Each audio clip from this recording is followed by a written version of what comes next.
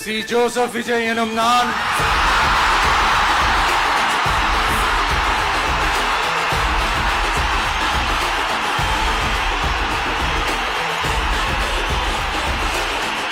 சட்டப்படி அமைக்கப்பெற்ற இந்திய அரசியல் அமைப்பின்பால் உண்மையான நம்பிக்கையும் மாறா பற்றும் கொண்டிருப்பேன் என்றும் இந்திய நாட்டின் ஒப்பில்லாத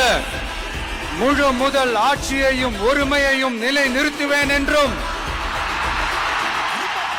தமிழ்நாட்டு அரசின் முதலமைச்சராக உண்மையாகவும் உளச்சான்றின்படியும்